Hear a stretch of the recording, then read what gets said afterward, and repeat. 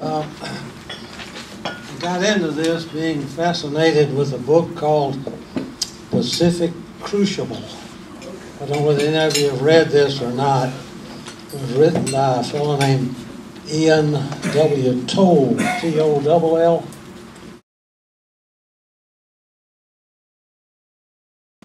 It covers basically the war in the Pacific and from Pearl Harbor in 1941 until the end of 1942. What amazed me in going through this, and this author has done fantastic research. He gets into the relationship between the individuals.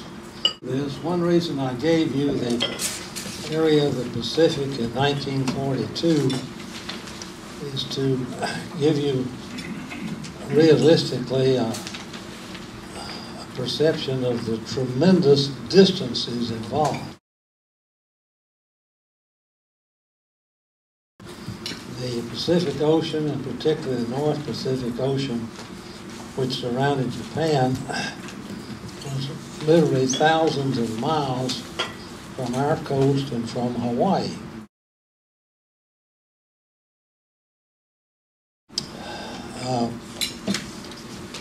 Two things I have to ask a question on. Maybe some of you know, I didn't find it in my research, but there was no radar until, about 2 years after the war started.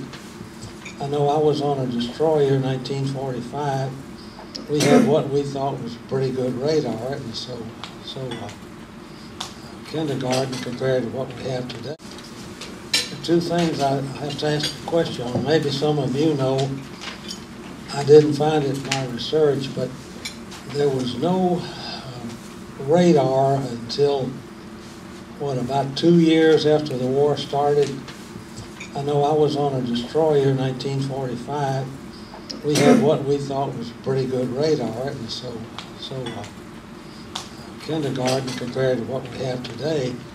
But apparently in 1941 there was no radar, because I cannot imagine how undetected the Japanese force was which attacked Pearl Harbor on December the 7th of 1941. I guess we were unprepared for it. Why we were so unprepared, I don't know. But we literally, I guess the first great event of World War II in the Pacific was a Japanese attack on Pearl Harbor, which realistically devastated our Navy. We lost 6 battleships. Luckily, we had only 4 carriers at that time, and they were all at sea.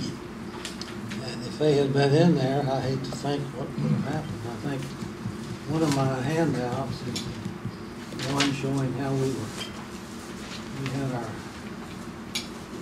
carriers, our battleships berthed at Pearl Harbor. All together, they were absolute sitting ducks.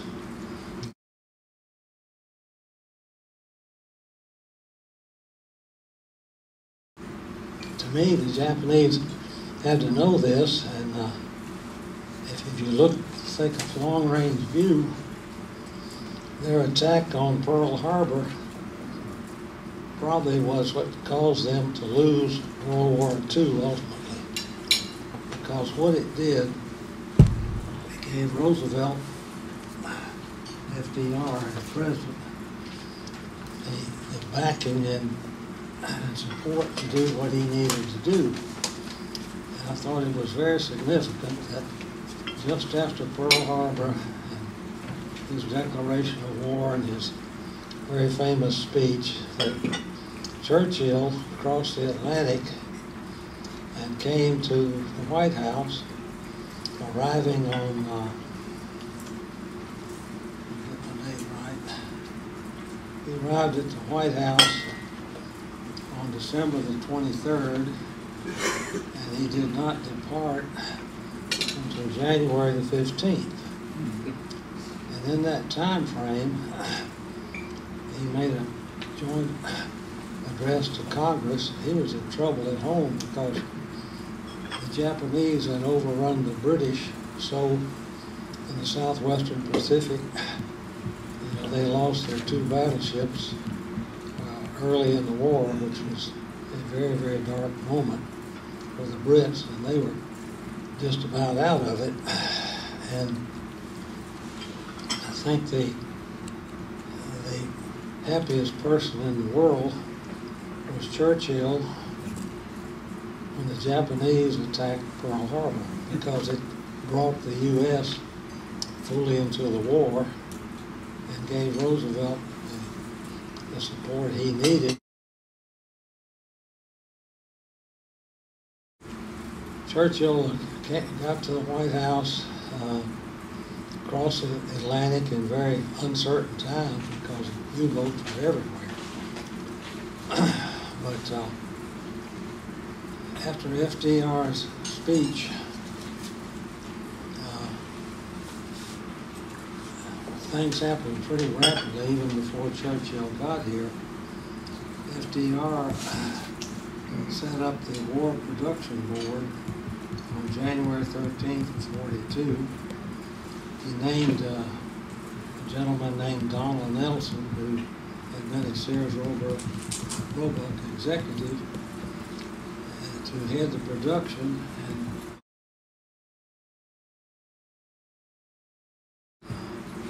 I was 41. How many of you here were alive in 41 and knew what was going on? We're probably in the minority, but I was a 17-year-old kid graduating from high school. I wasn't aware of much of these things. The very, very interesting thing in the beginning of this and the epilogue of this book,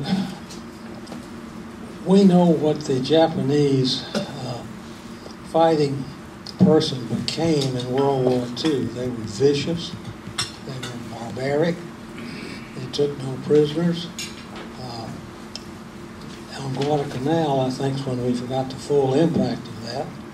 And our Marines retaliated the same way. We took very few Japanese prisoners. Contrast this with back in the Russo-Japanese War, how the Japanese fighting men were contrasted with Russia. They were polite. They were very considerate of the Russian prisoners.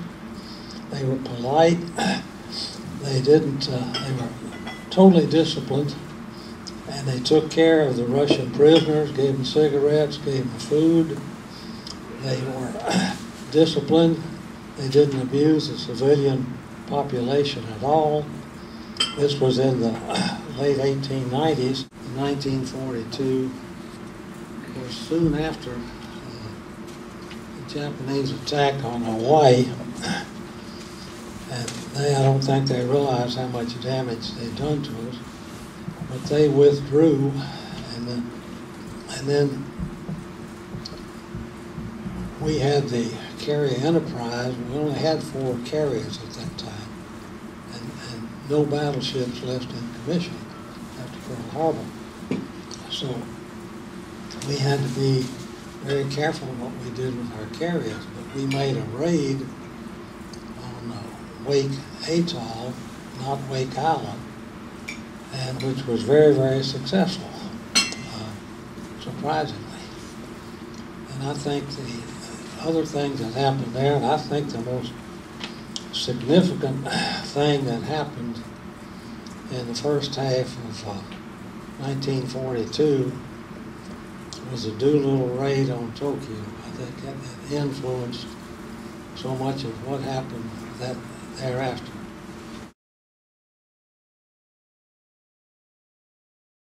Right after the Japanese attacked on Pearl Harbor, which was December 7th, FDR, referred to as Roosevelt, asked his military chiefs to find a way to hit back at Japan. any chance of bombing the Japanese home islands. Admiral King was in charge of the Navy, and they considered long-range bombing attacks from China, from the Soviet Union, from the Aleutian Islands. Discarded all of those and didn't think we could get through. An attack from American carriers, if they got within 200 miles of the Japanese coastline, was too risky because the planes at the time was thinking they'd have to return to the carriers, and we couldn't risk losing any of our flat tops. A Navy captain who was named by Roosevelt to explore ideas, he developed some idea of twin-engine, medium-range bombers launched from U.S. carrier, but not planning to return to the carrier. Everything before, if you sent carriers up there and got close enough to bomb Tokyo and waited for them to come back, you were risking that carrier too much because the Japs had all kind of airfields around there and they'd come out and die. So this idea continued. Well, if you launched planes and using twin-engine, medium-range bombers from a carrier, and they were planned not to return to the carrier, they could be launched from 500 miles off the Japanese coastline, drop their bombs on assigned Jap targets, primarily in Tokyo, continue across the East China Sea to try to land in secret airfields in coastal China. The U.S. Air Force General Hap Arnold chose a fellow named Lieutenant Colonel James Doolittle, who was a very famous flyer, his mission commander, and he selected the B-25 Mitchell bombers as the best planes for the job. They could be configured to carry 1-ton bombs for an effective range of 2,400 nautical miles. He recruited all volunteer crews from the 17th Bombardment Group of the U.S. Air Force. They trained at Eglin Field, Florida, by a Navy flight instructor, Lieutenant Henry Miller. And what Miller did was teach them how to take off from the deck of a 500-foot carrier. And they weren't accustomed to doing that. They used to take off at 110 miles an hour. He was saying you could take off at 70 miles an hour. I'm not sure anybody believed him, but anyway, they got on into that, and on April the 1st, 16 B-25 Mitchell bombers had been configured, and they took everything out of them they could and put in extra fuel tanks, and they were loaded and tied down on the upper flight deck of the USS Hornet, which was a new aircraft carrier, New Yorktown class carrier, and they were loaded at the Alameda Naval Air Station in San Francisco.